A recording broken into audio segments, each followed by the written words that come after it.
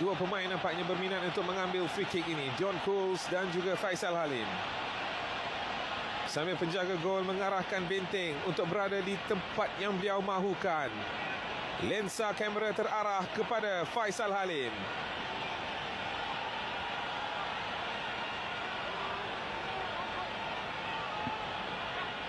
Adakah ini momen yang akan menyamakan semula kedudukan buat Malaysia? Benteng cuba untuk melengah-lengahkan masa.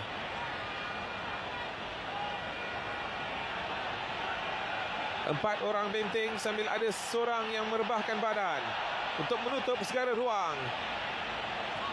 Dion Coles, Faisal Halim dan juga Arif Aiman bersiap sedia. Faisal Halim! Masuk! Sorakan untuk Malaysia!